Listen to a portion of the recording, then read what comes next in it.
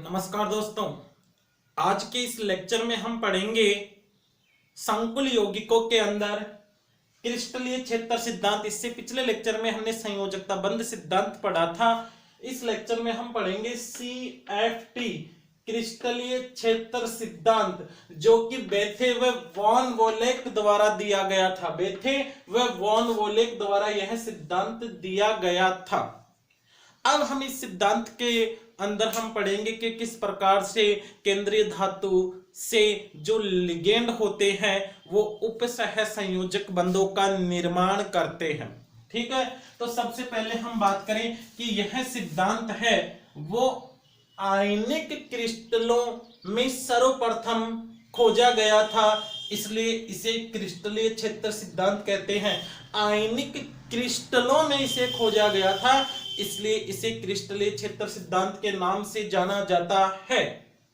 दूसरी बात, यानी इस सिद्धांत के अनुसार जो धातु होती है, केंद्रीय धातु होती है, और जो लिगेंड होते हैं, केंद्रीय धातु और लिगेंड के बीच में स्तर वैद्युत आकर्षण बल पाया जाता है। स्तर वैद्युत आकर्षण पाया जाता है।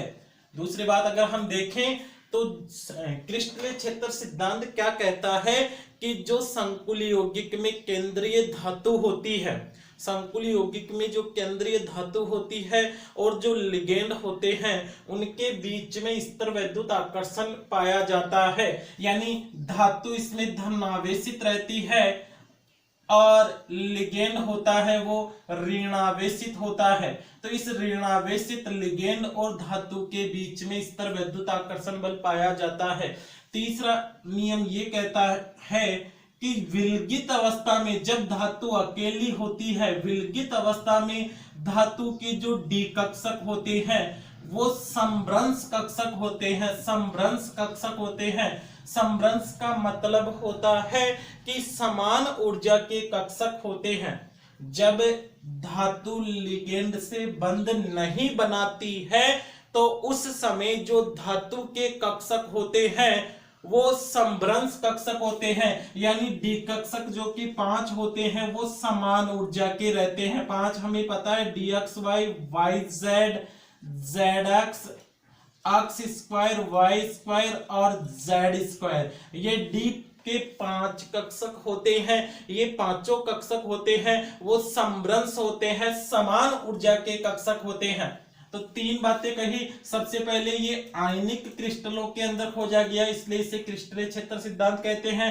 इस सिद्धांत के अनुसार धातु व लिगेंड के बीच में स्तर वैद्युत आकर्षण बल पाया जाता है। और ये सिद्धांत ये कहता है कि जो धातु होती है वो धनावेशित होती है और जो लिगेंड होता है वो ऋणावेशित होता है।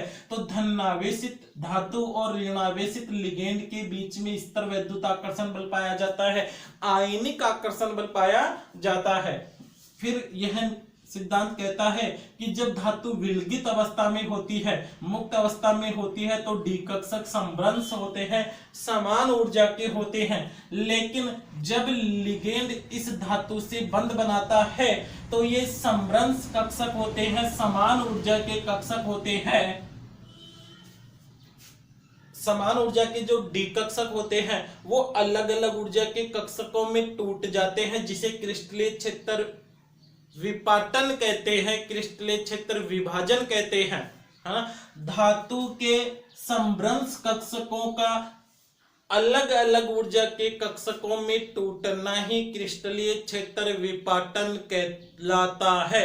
CFT क्रिस्टलीय फील्ड थ्योरी ये कहती है कि समभ्रंश कक्षक होते हैं धातु के, वो अलग अलग ऊर्जा के कक्षकों में टूट जाते हैं, जिन्हें हम क्रिस्टलीय क्षेत्र विपाटन कहते हैं। तो इस सिद्धांत के अंदर इस क्रिस्टलीय क्षेत्र सिद्धांत के अंदर हम यही पढ़ेंगे कि जो समभ्रंश कक्षक होते हैं, समान ऊर्जा के कक्षक होते हैं, वो किस प्रकार से अलग अलग ऊर्जा के कक्षकों में टूटते हैं और कौन से कक्षक अधिक ऊर्जा के होते हैं और कौन से कक्षक होते हैं वो निम्न ऊर्जा के होते हैं।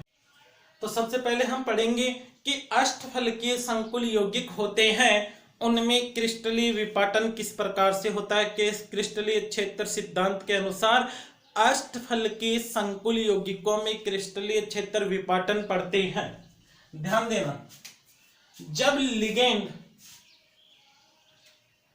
केंद्रीय धातु से बंध बनाने के लिए आता है, कोई भी संकुल यौगिक के लिए, जैसे K4FeCN का होल 6, ये संकुल यौगिक है, तो इसमें केंद्रीय धातु तो क्या है, केंद्रीय धातु तो है Fe आयरन, और लिगेंड है Cn। यहां पर इसकी समन्वय संख्या 6 है, क्योंकि 6 लिगेंड केंद्रीय धातु से उपसह संयोजक बंध बनाते हैं, तो समन्वय संख्या 6 है, तो ज्यामिति अष्टफल की होगी ना। संयोजकता बंध सिद्धांत में हमने पढ़ा था कि जिनकी समन्वय संख्या 6 होती है उनकी ज्यामिति अष्टफल की होती है, तो इनकी ज्यामिति अष्टफल की होती है। ठीक है, अष्टफल के ज्यामिति में लिगेंड केंद्रीय धातु से अक्षों से होकर बंध बनाने के लिए आते हैं। समझना इसको, जैसे ये 3 अक्ष होते हैं, ये 3 अक्ष होते हैं, अक्ष Y और Z। ठीक है, इन अक्षों के केंद्र में हम धातु को मान ले Fe को, केंद्रीय धातु को Fe है ये। अब इससे लिगेंड बंध बनाने के लिए आएंगे तो अक्षों से होकर आते हैं, यानी ये अक्ष है तो इससे लिगेंड बंध बनाने के लिए आएगा। ये लिगेंड है, Cn मान लेते हैं, Cn लिया है, तो ये दूसरा लिगेंड है, ये तीसरा लिगेंड है ना, ये चौथा लिगेंड है, ये पांचवा लिगेंड है, और ये छठा लिगेंड है। तो ये लिगेंड जब अक्षों से होकर केंद्रीय धातु से बंध बनाने के लिए आते हैं तो अष्टफल की संरचना का निर्माण होता है। पहली बात, जब लिगेंड केंद्रीय धातु से अक्षों से होकर बंध बनाने के लिए आते हैं तो अष्टफल की संरचना का निर्माण होता है। अब जब लिगेंड अक्षों से होकर केंद्रीय धातु से बंध बनाने के लिए आता है तो लिगेंड के कक्षक होते हैं या लिगेंड के जो इलेक्ट्रॉन होते हैं और धातु के जो इलेक्ट्रॉन होते हैं उनके बीच में प्रतिकर्षण होता है, या हम ऐसे कह सकते हैं कि लिगेंड के कक्षक और धातु के कक्षकों में प्रतिकर्षण होता है। अब ध्यान देना, हम जानते हैं ये Fe केंद्रीय धातु है, Fe केंद्रीय धातु है, और इस धातु से लिगेंड बंध बनाने के लिए आएंगे तो धातु के कक्षक और लिगेंड के बीच में प्रतिकर्षण होगा। प्रतिकर्षण से जो धातु के समभ्रंश कक्षक होते हैं, समभ्रंश कक्षक कौन कौन से हैं धातु के, एक तो होता है D अक्ष Y, YZ, ZX अक्ष स्क्वायर Y स्क्वायर और DZ स्क्वायर। ये धातु के समभ्रंश कक्षक होते हैं, समान ऊर्जा के कक्षक होते हैं, यानी अभी ये जो पांचों कक्षक होते हैं वो समान ऊर्जा के ही रहते हैं। ठीक है, धातु के ये समभ्रंश कक्षक हैं वो समान ऊर्जा के ही रहते हैं। ये 5 कक्षक हैं जो समान ऊर्जा के ही रहते हैं, D अक्ष Y, YZ, ZX अक्ष स्क्वायर Y स्क्वायर और DZ स्क्वायर। ये 5 कक्षक होते हैं वो समान ऊर्जा के ही होते हैं। अब जब लिगेंड इनसे बंध बनाने के लिए आता है तो ये समान ऊर्जा के जो समभ्रंश कक्षक होते हैं वो 2 भागों में टूट जाते हैं। 2 भागों में कैसे टूटते हैं इसको देखते हैं। देखो, अक्ष और वाई होते हैं, वो अक्ष और वाई अक्ष के बीच में होते हैं, इनके बीच में रहते हैं। ठीक है, डी अक्ष वाई कक्षक को देखेंगे तो अक्ष अक्ष और वाई अक्ष के बीच में रहते हैं। ये होता है वो y और z अक्षों के बीच में रहते हैं, है ना। ये अक्ष और y के बीच में रहते हैं, अक्ष और z के बीच में। अगर हम अक्ष स्क्वायर y स्क्वायर की बात करें, यहां समझना, अगर हम अक्ष स्क्वायर y स्क्वायर की बात करें तो ये दोनों कक्षक होते हैं वो अक्षों के ऊपर होते हैं, अक्षों के ऊपर रहते हैं। इसी प्रकार dz स्क्वायर की बात करें तो ये होता है वो z अक्ष पे रहता है और जो एक डंबल होता है वो इन दोनों अक्षों पर x और y के ऊपर वलित रहता है। इस प्रकार से इन कक्षकों की संरचना होती है। फिर समझना, धातु के समभ्रंश कक्षक होते हैं जिनके स्ट्रक्चर मैंने बनाया है।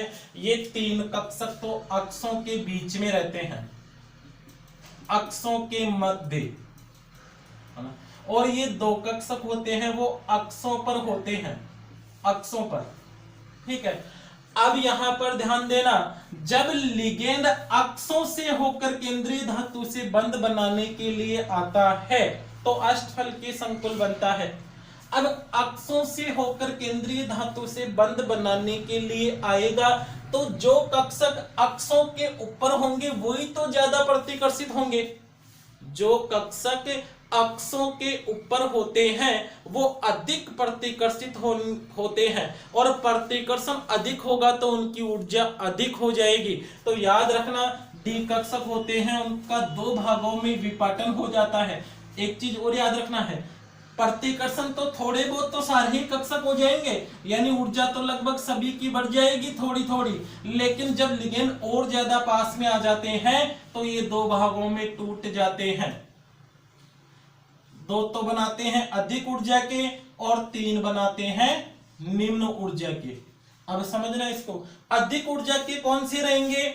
जो ज्यादा प्रतिकर्षित होंगे, और ज्यादा प्रतिकर्षित होने वाले कक्षक कौन से होते हैं? जो अक्षों के ऊपर होते हैं। तो अक्षों के ऊपर तो यही दोनों है ना, अक्ष स्क्वायर वाई स्क्वायर और जेड स्क्वायर, तो ये उच्च ऊर्जा के होते हैं। अक्ष स्क्वायर वाई स्क्वायर और जेड स्क्वायर ये उच्च ऊर्जा के होते हैं।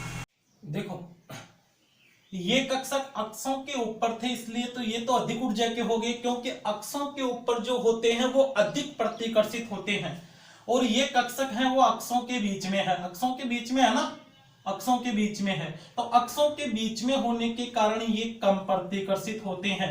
जो अधिक प्रतिकर्षित होते हैं वो उच्च ऊर्जा के कक्षकों का निर्माण करते हैं, ये कक्षक ईजी कक्षक कहलाते हैं, और जो निम्न ऊर्जा के होते हैं उन्हें हम T2G कक्षक कहते हैं, ठीक है। और इन दोनों कक्षकों के बीच में जो ऊर्जा का अंतराल होता है उसे क्रिस्टलीय क्षेत्र विपाटन ऊर्जा डेल नॉट, डेल यानी ऊर्जा अंतराल और नॉट ये 0 है, जो कि ऑक्टाहेड्रल यानी अष्टफल के संरचना को दर्शाता है। तो डी कक्षक जो समान ऊर्जा के कक्षक होते हैं उनका 2 भागों में विपाटन ही क्रिस्टलीय क्षेत्र विपाटन कहलाता है, और इस विपाटन में जो ऊर्जा प्रयुक्त होती है उसे क्रिस्टलीय क्षेत्र विपाटन ऊर्जा कहते हैं। इसका मान होता है 10 DQ। क्रिस्टलीय विपाटन ऊर्जा का मान कितना होता है? 10 DQ क्रिस्टलीय क्षेत्र विपाटन ऊर्जा का मान होता है। दोस्तों अच्छी तरह से एक एक लाइन को क्लियर करना कि जब लिगेंड धातु से बंध बनाने के लिए आता है तो लिगेंड के वे धातु के वे कक्षक जो अक्षों के ऊपर होते हैं अधिक प्रतिकर्षित होने के कारण उच्च ऊर्जा के ईजी कक्षकों का निर्माण करते हैं, और जो कक्षक अक्षों के बीच में होते हैं वो कम प्रतिकर्षित होने के कारण निम्न ऊर्जा के T2G कक्षकों का निर्माण करते हैं। और इन दोनों कक्षकों के बीच में जो ऊर्जा का अंतराल होता है उसे क्रिस्टलीय क्षेत्र विपाटन ऊर्जा कहते हैं, जिससे हम डेल नॉट या 10 DQ द्वारा रिप्रेजेंट करते हैं। देखो, क्रिस्टलीय क्षेत्र विपाटन हमने देखा अष्टफल के संकुल यौगिकों के अंदर कि धातु के समभ्रंश कक्षक होते हैं वो किस प्रकार से 2 भागों में डिवाइड हो जाते हैं। एक तो उच्च ऊर्जा का जो कि ईजी कक्षक होते हैं। अब याद रखना ईजी कक्षक कौन कौन से होते हैं? डी अक्ष स्क्वायर वाई स्क्वायर और डी जेड स्क्वायर, जबकि निम्न ऊर्जा के होते हैं वो T2G कक्षक होते हैं। निम्न ऊर्जा के कक्षक होते हैं T2G कक्षक होते हैं। इस क्रिस्टलीय क्षेत्र विपाटन के आधार पर ही लिगेंडों को 2 भागों में बांटा गया है। एक तो दुर्बल क्षेत्र लिगेंड होते हैं और दूसरे प्रबल क्षेत्र लिगेंड होते हैं। एक तो दुर्बल क्षेत्र लिगेंड है और दूसरा प्रबल क्षेत्र लिगेंड है। अब प्रबल क्षेत्र लिगेंड किसे कहते हैं? ध्यान देना, अच्छी तरह से समझना। प्रबल क्षेत्र लिगेंड देखो, डी में जैसे 5 इलेक्ट्रॉन है या 6 7 8 कितने हो सकते हैं? अभी 5 इलेक्ट्रॉन मानते हैं हम, तो 1 इलेक्ट्रॉन, दूसरा इलेक्ट्रॉन, तीसरा इलेक्ट्रॉन, इस प्रकार से हमने भरा। अब चौथा इलेक्ट्रॉन यहां पर आएगा या इस चौथे इलेक्ट्रॉन का युग्मन ही होगा, वो लिगेंड के ऊपर निर्भर करेगा। तो परबल क्षेत्र लिगेंड तो वे होते हैं, अब समझना इसको, यहां से यहां तक ऊर्जा का जो अंतर है उसको तो हमने क्रिस्टलीय क्षेत्र विपाटन ऊर्जा कहा, डेल्टा नोट कहा। क्रिस्टलीय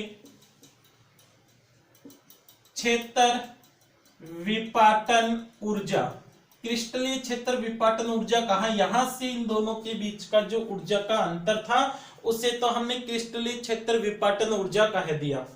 और इलेक्ट्रॉन को युग्मित होने के लिए भी ऊर्जा की आवश्यकता होती है। भाई पहले एक इलेक्ट्रॉन है इसमें और दूसरा इलेक्ट्रॉन और आएगा तो वो इसके साथ युग्मित होगा, है ना। तो इलेक्ट्रॉन के पास में इलेक्ट्रॉन को आने के लिए ऊर्जा की आवश्यकता होती है, जिसे हम कहते हैं युग्मन ऊर्जा। युग्मन ऊर्जा समझना इसको फिर से, इन दोनों के बीच में जो ऊर्जा का अंतराल है वो तो क्रिस्टलीय क्षेत्र विपाटन ऊर्जा कहलाती है, और इलेक्ट्रॉन को युग्मित होने के लिए जो ऊर्जा चाहिए उसे हम युग्मन ऊर्जा कहते हैं।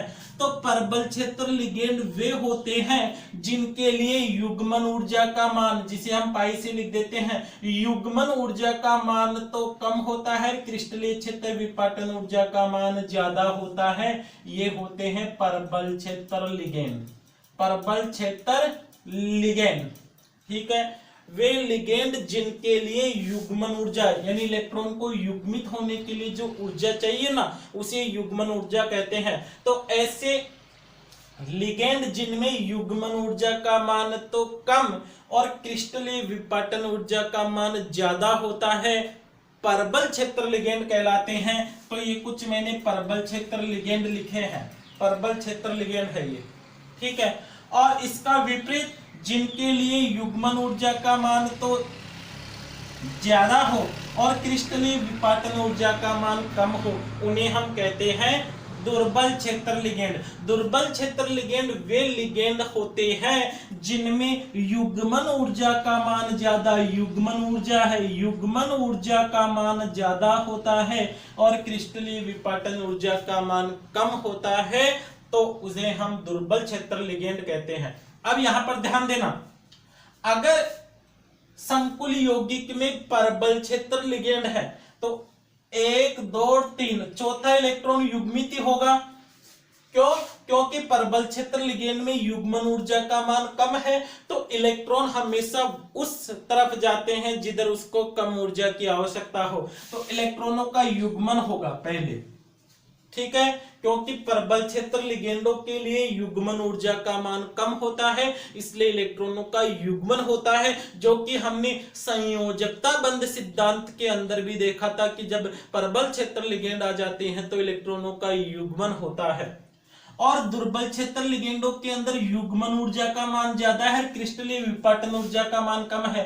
तो जब संकुल में दुर्बल क्षेत्र लिगेंड आ जाएंगे तो 1 2 3 चौथा और पांचवा इलेक्ट्रॉन ऊपर ही जाएगा, क्योंकि क्रिस्टलीय विपाटन ऊर्जा का मान कम है, और क्रिस्टलीय विपाटन ऊर्जा का मान कम है तो इलेक्ट्रॉनों का युग्मन नहीं होगा।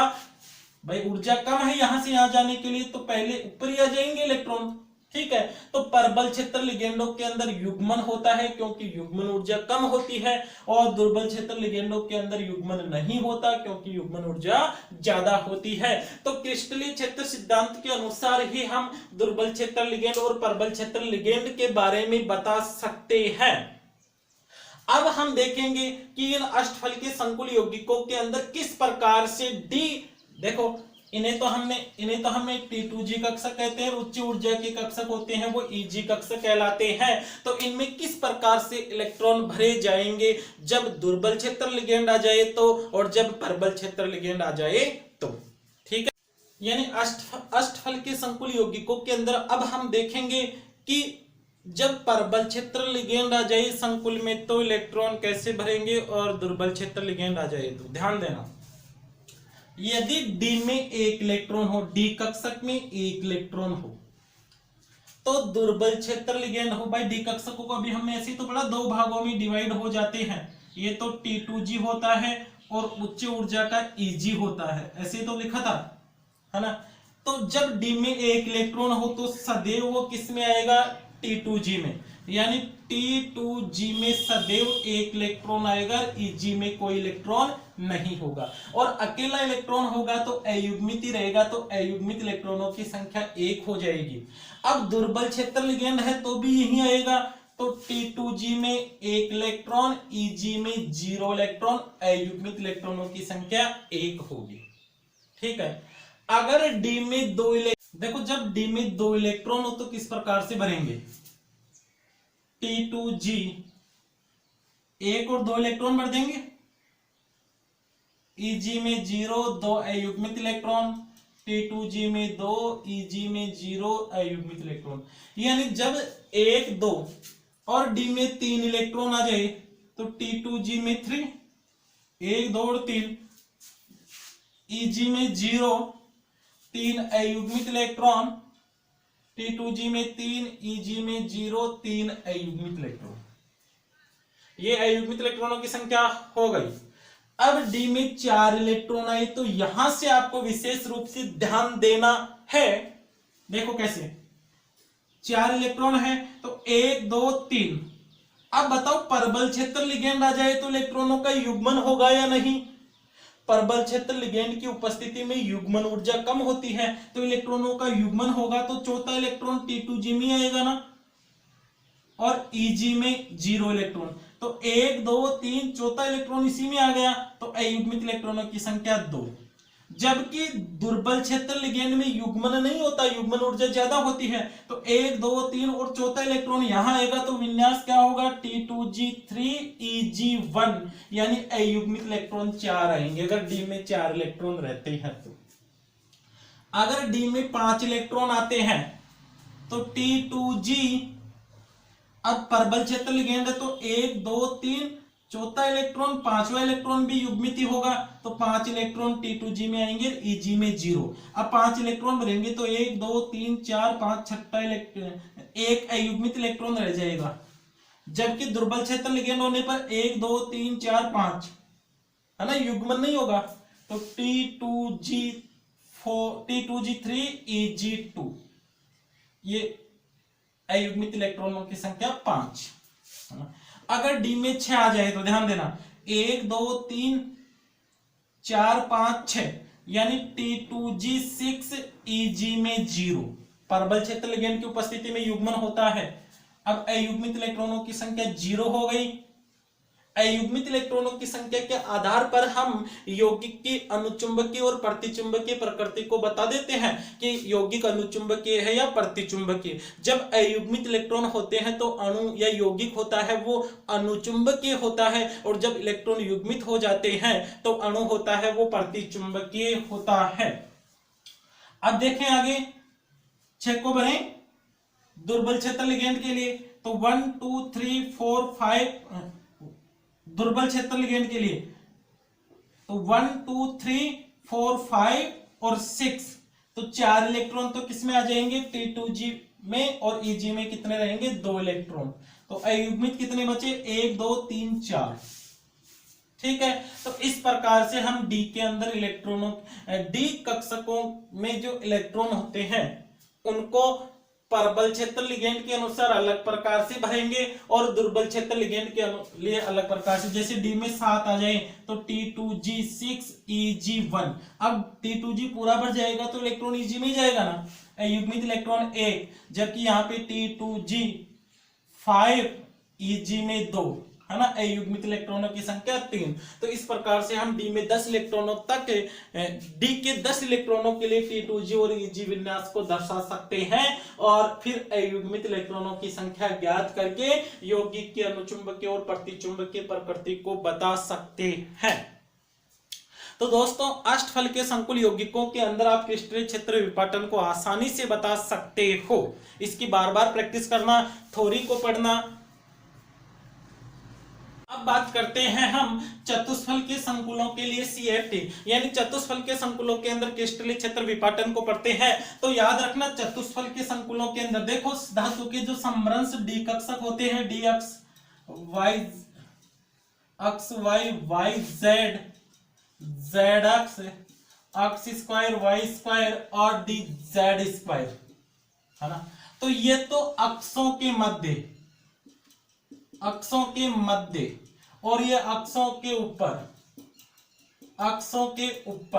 तो जो अक्षों के, अब चतुष्फल के संकुलों के अंदर याद रखना है, जो अक्षों के मध्य होंगे वो ज्यादा प्रतिकर्षित होंगे, क्योंकि चतुष्फल के संकुल यौगिकों के अंदर लिगेंड होते हैं, वो अक्षों के बीच में से होकर केंद्रीय धातु से बंध बनाने के लिए आएंगे। तो अक्षों के बीच में से केंद्रीय धातु से बंध बनाने के लिए आते हैं, तो जो कक्षक अक्षों के बीच में होते हैं वो अधिक प्रतिकर्षित होंगे, तो ये ज्यादा प्रतिकर्षित होंगे। तो देखो चतुष्फल के संकुल यौगिकों के अंदर क्रिस्टलीय क्षेत्र विपाटन किस प्रकार से होगा, ज्यादा प्रतिकर्षित होने वाले उच्च ऊर्जा के होते हैं, तो डी अक्ष वाई, वाई जेड, जेड अक्ष, ये उच्च ऊर्जा के कक्षक यानी T2G की ऊर्जा ज्यादा होगी, जबकि ये निम्न ऊर्जा के कौन कौन से रहेंगे, डी अक्ष स्क्वायर, वाई स्क्वायर और डी जेड स्क्वायर, है ना। इनमें वही क्रिस्टलीय विपाटन ऊर्जा, ये तो -0.6 डेल नोट आ जाएगी और ये +0.4 डेल नोट, ये क्रिस्टलीय क्षेत्र विपाटन है। तो चतुष्फल के संकुलों और अष्टफल के संकुलों में इतना सा याद रखना है कि चतुष्फल के संकुलों के अंदर तो ईजी कक्षक होते हैं, उनकी ऊर्जा कम होती है, और अष्टफल के संकुल यौगिकों में जो ईजी कक्षक होते हैं उनकी ऊर्जा ज्यादा होती है। तो दोस्तों क्रिस्टलीय क्षेत्र सिद्धांत आपको अच्छी तरह से समझ में आया है, इसको बार बार पढ़ोगे, इसके क्वेश्चन देखोगे तो आपके जो बोर्ड एग्जाम के अंदर क्वेश्चन आएंगे वो सारे सही होंगे। दोस्तों चैनल को लाइक और सब्सक्राइब कीजिए, अपने दोस्तों को शेयर कीजिए।